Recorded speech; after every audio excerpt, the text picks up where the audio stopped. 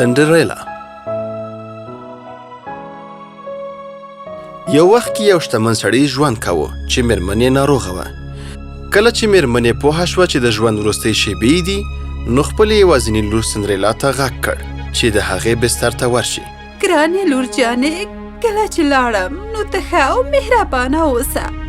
خدای پاک به تل تا نه ساتنه کوي او زه به تل له اسمانه تا ته ګورم او تا سره به یم.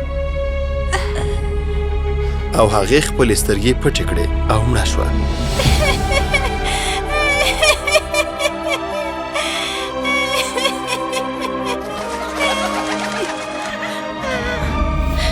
ماشومه هره ورځ د مور قبر ته تله او هلته به یې ژړل. د سندریلا پلار د کار کولو لپاره ډېرو ځایونو ته سفر وکړ. هغه هوډ وکړ تر څو بل واده وکړي چې د سندریلا د ساتلو لپاره یو څوک شتون ولري. هغه له یوې کونډې سره واده وکړ چې 2 ځوانې لورګانې هم درلودې. سندریلا له خپلې میرې او 2 میرنیو خویندو سره مینه کوله، مګر هغوی له سندریلا سره ډېر بد چلند کاوه. خو هغه لویه شوه او د دې توان یې پیدا کړ چې تر څو د کور ټول کارونه ترسره کړي. یوه ورځ سندریلا فرش جارو کاوه. د هغې 2 خویندې په کوچ کې ناستې وې او بېغمه یې میوه خوړله. وروسته له خوړلو څخه یوې خور پوټکی په فرش باندې واچوه. میره د انځورګي خونې ته ځي او ناپاکه خونه ګوري. سندریلا، دا خونه مې پاکه کړې وه. بېکاره نجلۍ، ته په یوازې هېڅ کار نشي کولی. مورې وبخه، زه به هم دا اوس پاکم. سندریلا ډوډۍ تیاروله او ظرفونه یې مینځل.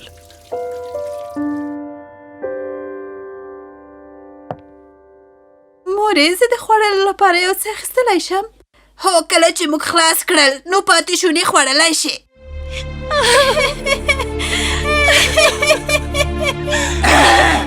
بیا دا ډرامه مه شروع کوه.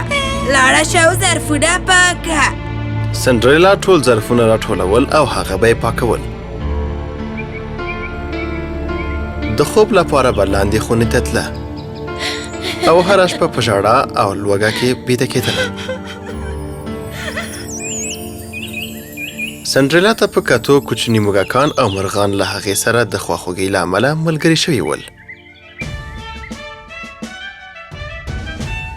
یوه ورځ د ښار پاچا هوډ وکړ چې یو مېلمستیا جوړه کړي او هغه وغوښتل چې د ښار ټول خلک ورشي.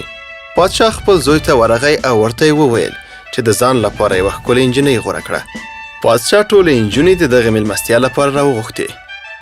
ای د دغه ملک خلکو، زه ستاسو لپاره د پاچا لخوا یو پیغام لرم. هر یو د راتلونکې اونۍ تر شنبې پورې د مېلمستیا دغه میدان ته غوښتل شوي یاست. هغه به په دغه وخت کې د خپل شهزاده لپاره یو شهزادګۍ وټاکي. هر یو خوشحاله و او ټوپونه یې وهل. سندریلا هم ډېره خوشحاله او حیرانه وه. هغې هم غوښتل چې دغه ځای وګوري. د سندریلا خویندو خپل ځانونه په شوق او ذوق تیار کړ. لورګانو راشئ، مېلمستیا ته ځانونه تیار کړئ. زه ښه غواړم چې شهزاده په تاسو کې یوه د واده لپاره خوښه کړي. سندریلا له دوی سره مرسته وکړه چې ځانونه تیار کړي. زما لورګانې باید شهزادګۍ غوندې ښکاره شي. او مورې، شهزاده به ما سره واده وکړي؟ سندریلا، ما سره مرسته وکړه، ویښتان مې راته سم کړه. نه سندریلا، لومړی دلته راشه، شاید زه له شهزاده سره واده وکړم. سندریلا ډېره مهربانه وه. هغې له 2 خویندو سره مرسته وکړه. زه هیله لرم چې هلته لاړه شم. زه تلی شم؟ زه هیله لرم چې هلته لاړه شم، هغه ځای وګورم او په لوبه کې ګډون وکړم. نه، ته نشي کولی. خپل ځان ته وګوره. ته یو کمیس نه لرې چې وای غوندې. هر یو به در باندې وخاندي او موږ به در باندې وشرمېږو. څنګه دې جرأت وکړو چې داسې یوه پوښتنه وکړې؟ مور او لورګانې د مېلمستیا لوی میدان ته لاړې او سندریلا په کور کې یوازې په ژړا پرېښودل شوه. د هغې په یاد و چې د مور د واده کمیس یې ورسره شته، خو ټول شکېدلی و. د هغې په ګنډلو یې پیل وکړ د هغې کوچنیو ملګرو او مرغانو ورسره مرسته پیل کړه. دا به ډېر وخت ونیسي او په دومره وخت کې به هغه مېلمستیا خلاصه شي. ناڅاپه د فرښتې په شان مور راڅرګنده شوه.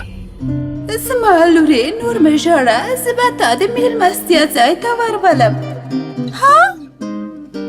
تاسو څوک یاست او دا کار څنګه کولی شئ؟ دا کمیس ټول شکېدلی دی او زه بل نه لرم چې وایې غوندم. ته چرت مه خرابوه ای خوږې ماشومې. ګلې ګلې بوم. د سندریلا زوړ او شلیدلی کمیس په نوي او ښایسته او د هغې په ځان جوړ کمیس باندې بدل شو او شیشه‌یي بوټونه هم تیار شول. د هغوی کوچني ملګرو او مرغانو هم په کدو خیزونه وهل. ګلې ګلې بوم. هغې له کدو څخه د انتقال یو ښه وسیله جوړه کړه. موږکان له ځانونو څخه آسان جوړ کړل تر څو هغه کش کړي او له مرغانو څخه تخت جوړ شو. مګر یې فرښتې مورې، زما میره او میرنۍ خویندې به مالته وي. هغوی به راته په غوسه شي کله چې ما وویني. ته فکر مه خرابوه، زه هغوی نه پرېږدم چې تا وویني. او مننه فرښتې مورې، ته ډېره مهربانه یې.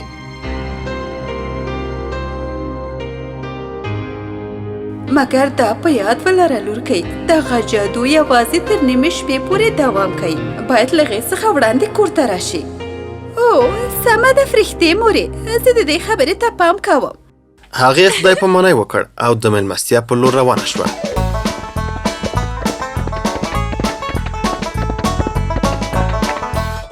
کله چې هغه د مېلمستیا خونې ته ورسېده، ټول سرونه د هغې خواته راتاو شول. د هغې میره او میرنۍ خویندو یې هغه ونه پېژندله. او دا څومره ښایسته ده.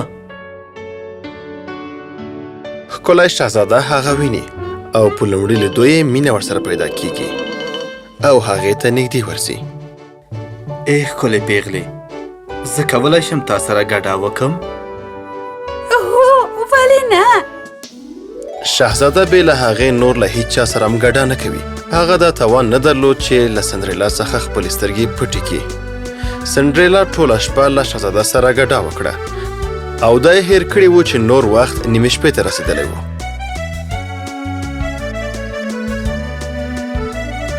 یو ځل هغې ته د فرښتې مشرې مور خبره ور په یاد شوه او سترګې یې په سات ولګېدې. زه باید اوس کور ته لاړه شم. مګر اوس لا وخت شته. کله چې هغې منډه کړه نو یو شیشه‌یي بوټی له پښو څخه ووت او هغې وخت نه درلوده تر څو هغه بیرته په پښو کړي او شهزاده هم په هغې پسې منډې وهلې. هغه ژر د انتقال په وسیله کې کېناسته او لاړه. شهزاده هغه بوټ ولید او ځان سره یې واخیست. هغې ولې منډه کړه؟ اوس 12 بجې وې. د هغې د انتقال وسیله بیرته له منځه لاړه او هغې په پای کې د یوې لنډې لارې څخه خپل ځان خپل کور ته ورسوه. که د هېواد په هره سیمه کې وي، زه باید دا نفر پیدا کم.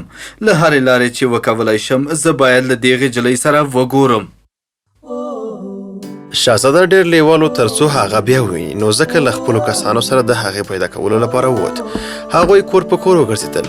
په هر کور کې د هرې نجلۍ په پښه یې هغه بوټ برابر کړ، مګر د یوې نجلۍ په پښه کې هغه بوټ برابر نه و. بالاخره هغوی د سندریلا کور ته ورسېدل. هرکله راشئ. آغلې، آیا ستاسو کور کې کومه جنۍ شته چې هغه مېلمستیا ته راغلې وي؟ زما دوه لورګانو هلته ګډون کړی و. لورګانې دې راوله، هغوی باید دا بوټ په پښو کړي. موږ هغه جنۍ لټوو چې دا بوټ پښو کړی و. هو، زما یوې لور به دا بوټ په پښو کړی وي. زه به هغوی ته غږ کړم. لورګان یې راغلې تر څو هغه بوټ په خپلو پښو کې وګوري. هغوی ډېره هڅه وکړه خو بوټ برابر نه شو.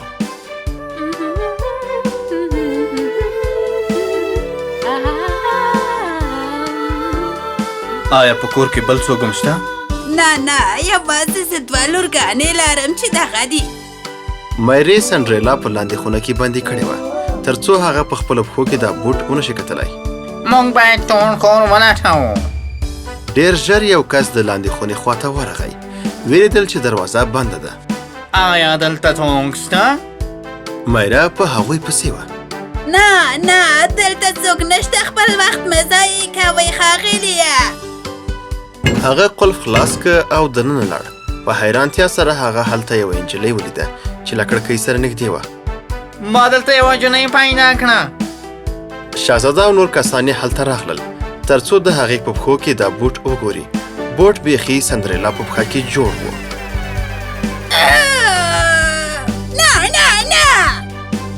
ما بالاخره ته پیدا کړې.